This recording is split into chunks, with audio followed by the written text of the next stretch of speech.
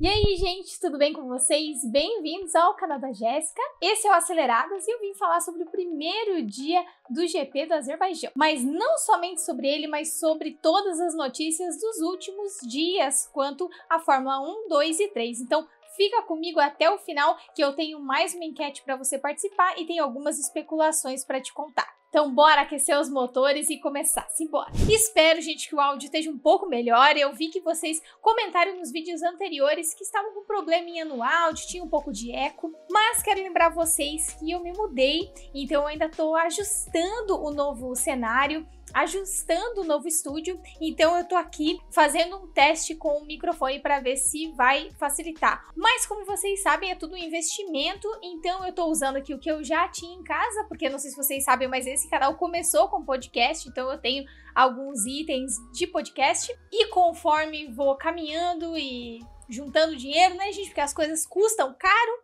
aí eu vou investindo no canal para vocês terem um vídeo cada vez melhor e uma qualidade cada vez melhor de áudio também. Mas falando diretamente das notícias dessa semana, como eu já tinha comentado em alguns vídeos, alguns meses atrás, o Carlos Sainz pai estaria concorrendo ou tentando sua candidatura para a presidência da FIA, mas ele acabou arregando, isso mesmo. Mas quem não arregou foi Laura Villars, a piloto suíça, que se candidatou sim à presidência da FIA, juntamente com Tim Mayer, que é ex-comissário da FIA, e o atual presidente da FIA, que está tentando sua reeleição. Com apenas 28 anos, ela é a primeira mulher a se candidatar à presidência da FIA na história. E já trazendo aí alguns assuntos de 2026, na Fórmula 3 temos confirmado Fernando Barrichello.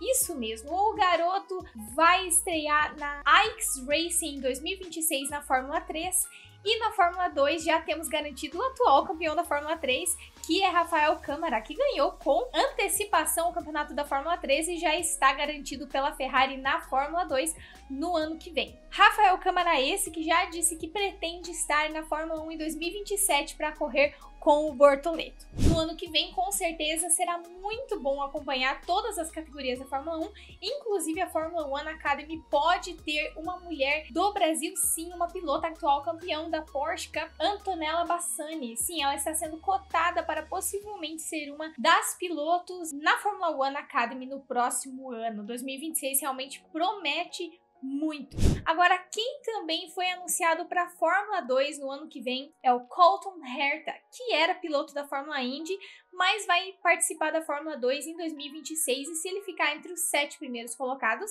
ele consegue a sua superlicença. E ele já é especulado para uma das posições da Cadillac em 2027. Afinal de contas, o Pérez e o Bottas têm apenas um ano de contrato cada um e os dois já estão se aproximando da aposentadoria. Então, o que se supõe é que o Colton seria um dos donos dos assentos da Cadillac para 2027. E falando em assentos, apesar de um jornal francês dizer que o Drogovic estaria negociando com a Alpine para 2026, essa semana os brasileiros tiveram uma notícia que talvez pode ser feliz ou triste, depende do ponto de vista, de que ele estaria praticamente com tudo acertado para correr pela Andretti na Fórmula E no ano que vem. Então ele abandonaria a Fórmula 1 por agora ou para sempre e migraria totalmente para a Fórmula E a partir de 2026. E eu quero saber a sua opinião sobre isso. Me diga aqui nos comentários se você acha que foi uma boa o Drogovic desistir da Fórmula 1, desistir de ser piloto reserva, ficar ali na tangente de tudo que acontece na Fórmula 1 e migrar para a Fórmula E sendo piloto principal. Como sabemos, na Fórmula 1 a line-up ainda não está completamente fechada para 2026 também.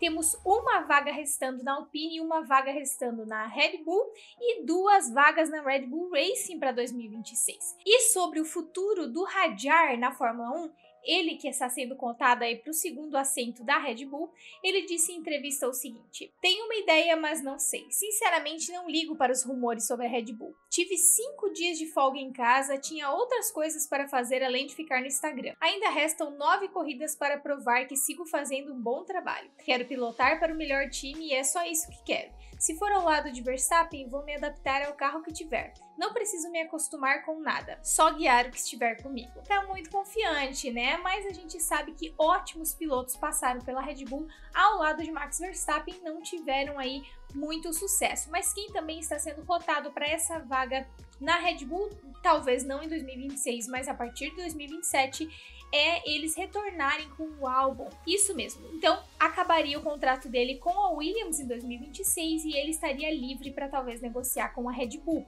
que pode perder Max Verstappen para Mercedes em 2027. Então, temos muitas coisas para acontecer e a Silly Season em 2026 vai ser muito bombada se tudo que está sendo especulado realmente acontecer. Já o Flávio Briatore da Alpine disse o seguinte sobre essa vaga em aberto, que atualmente é ocupada pelo Colapinto, mas que não tem aí indícios de que vai renovar com a Alpine. Ele disse o seguinte em entrevista: a segunda vaga continua em aberto.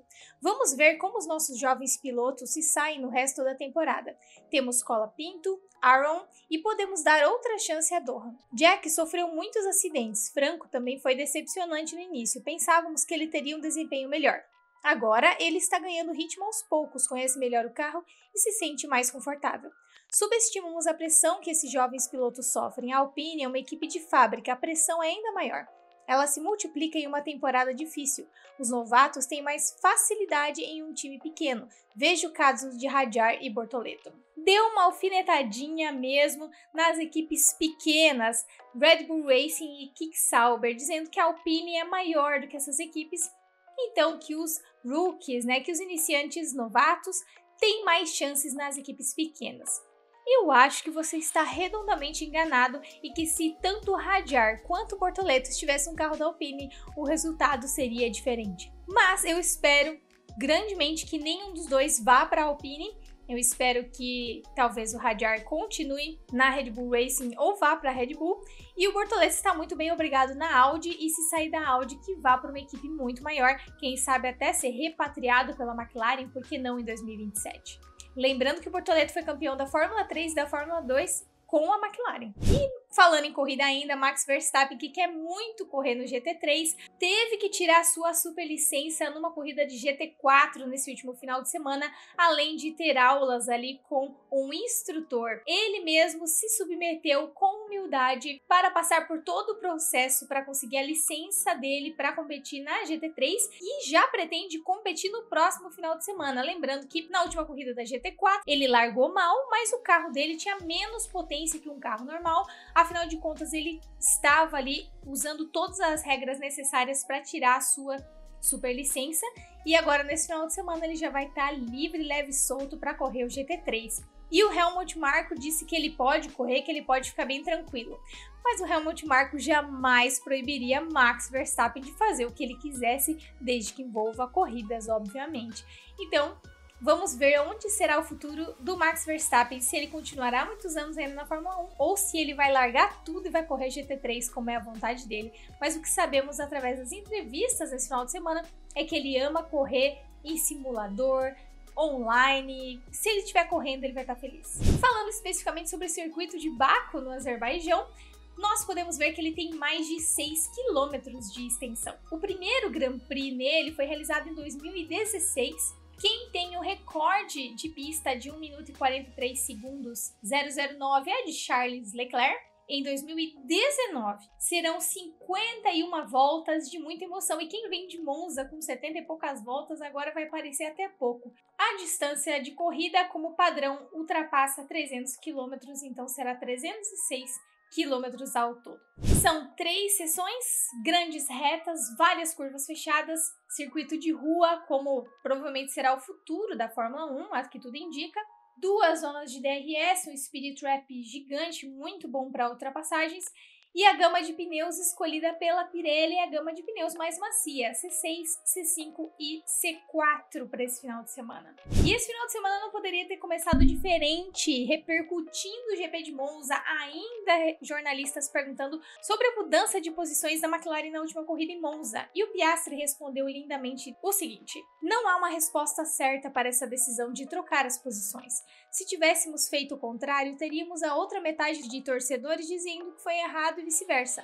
Então, em última análise, não há uma decisão certa. E também repercutiu muito uma entrevista que o Norris acabou dando para Vogue nesse final de semana. Não sei se vocês estão vendo aí. Piastri estreou como modelo, Norris dando entrevista para Vogue, e ele comentou em entrevistas, não só para Vogue, mas durante essa semana, em primeiro lugar na vida dele, vem aproveitar a vida, viver cada segundo, e em segundo lugar, ser campeão mundial. Então essa mentalidade dele, diferente do que estamos acostumados em ver em campeões mundiais como Alonso, Max Verstappen, Schumacher e outros, trouxe aí uma perspectiva diferente sobre ele e se ele realmente vai um dia conseguir ganhar esse campeonato mundial. Muito diferente do que o Bortoleto disse após o GP de Monza, onde ele foi perguntado se ele está lutando aí para ser o rookie do ano, para ser o novato do ano na Fórmula 1, e ele respondeu o seguinte: meu objetivo na Fórmula 1 não é ser o melhor novato, e sim ser o melhor piloto um dia. É isso, é essa mentalidade que a gente espera, e realmente se ele não ganhar, se for o Hadjar nesse ano,